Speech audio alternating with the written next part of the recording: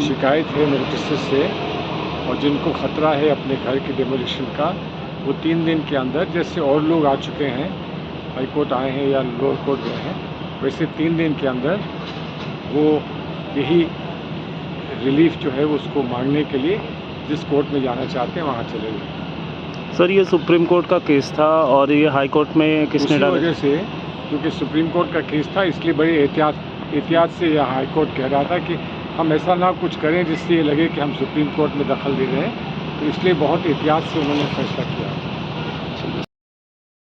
हुकूमत पूरी तरह से लगी हुई डीडीए की तरफ से कहा गया कि सुप्रीम कोर्ट का जो आदेश है उसको कंप्लाई कर रहे हैं और इसीलिए नोटिस जो है वो लगाया गया है। सुप्रीम कोर्ट और 15 दिन का समय भी जो मौके मैं आप ये बताइए, हम लोग सुप्रीम कोर्ट गए इस नोटिस को लेकर के, जो लोग हैं वो सुप्रीम कोर्ट गए। सुप्रीम कोर्ट ने वैकेशन बेंच ने इसको जो है खुद जो है लगाया है, उसके अंदर जो इसके अंदर बेंच सुन रही है, रेगुलर बेंच के अंदर लगाया जो 15 जुलाई तक है। तो उसको ये सब्र नहीं हो रहा, इन लोगों से तोड़ने पे लगे हुए हैं। तो ये लोग एक आशियाना बनाने में ज़माना लगता है। जिन लोगों के घर वो टूटने वाले हैं, जो बर्बाद हो रहे हैं, उनसे पूछिए ना, उनकी तकलीफ को जानिए। और जो लोग 70 से रह रहा है, अचानक आप उसको कहते हो कि आप अनऑथराइज का पार्ट नहीं हो, अचानक आप उसको कहते हो कि आप पीएम हुदे का पार्ट नहीं हो। कुछ एक घर पीएम हुदे का पार्ट है, वो उसने जो कंटेम्प्ट लगाई थी, जिसका ये उसको फैस दे रहे हैं, फ़ायदा दे रही है बीजेपी। सर, क्या स्टे है या डिमोलिशन की कार्रवाई? 3 दिन का टाइम दिया है कि 3 दिन तक वो पूछ रहे थे उससे कि भाई आप ये इंश्योरेंस तो दे के जाओ कि 3 दिन तक आप डेमोलिशन नहीं करोगे।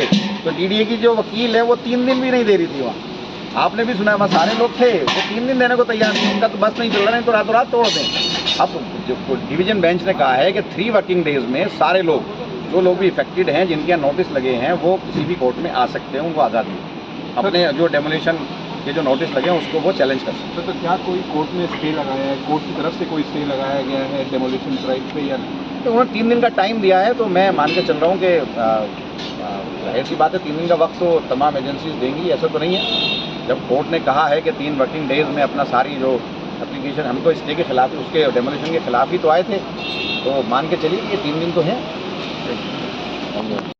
जिस तरह से आपके क्लाइंट उन्होंने अपनी याचिका वापस ले ली और वहाँ पे डेमोलिशन की जो तलवार है लटकी हुई है, ऐसे में दिल्ली हाईकोर्ट में अब क्या लीगल रेमेडी लगती है आपको? देखिए, अब रेमेडी खुल चुकी है। जो पहले ऑर्डर जहाँ तक 279 और खसरा 279 के ही अंदर के लिए था, अभी दिल्ली हाई कोर्ट ने लिबर्टी दी है किसी भी अग्रीव्ड पर्सन को to approach court with appropriate direction in accordance with law within 3 working days. तो यानी कि अभी कोई भी इंसान जिसे डेमोलिशन नोटिस मिली हो, ऐसी डेमोलिशन नोटिस मिली हो, वो उसको चैलेंज कर सकते हैं। तो क्या इसको लेकर सुप्रीम कोर्ट में जाएगा? बिल्कुल, सुप्रीम कोर्ट में जैसे हम लोग जानते हैं कि वहाँ पे ऑलरेडी पेटिशनर्स हैं, वहाँ पे ऑलरेडी एप्लीकेंट्स हैं, जो लोग एग्रीव्ड है, तो उनका तो याचिका पेंडिंग है ही, स्टे नोटिस के साथ पेंडिंग है, और जिसकी सुनवाई 15 जुलाई को होनी है।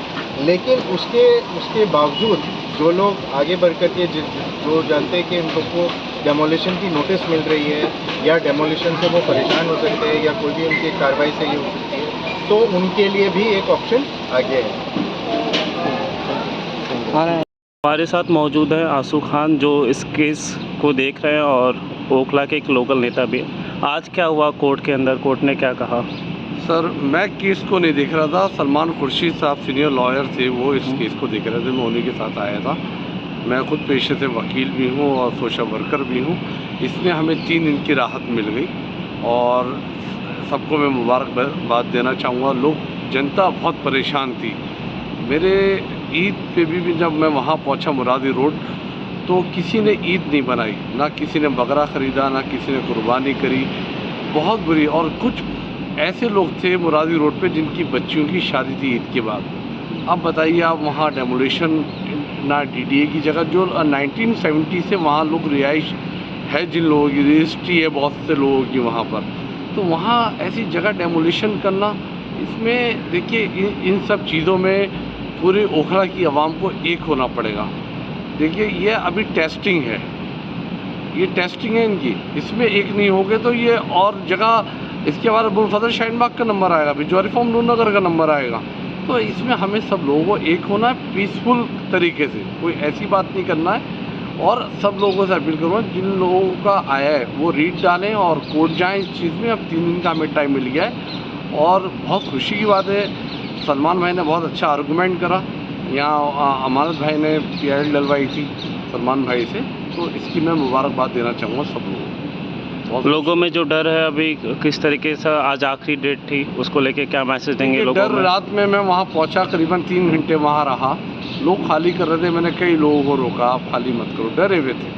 ये चीज़ इससे मैसेज भी गलत जाता आम लोगों में, एडमिनिस्ट्रेशन में, मगर एडमिनिस्ट्रेशन भी थोड़ा सा साथ दे रहा था इसमें। कोई नहीं चाहता किसी का घर टूटे, पूरी ज़िंदगी जोड़ते जोड़ते कमाई जोड़ते जोड़ते घर की निकल जाती है पूरी लाइफ।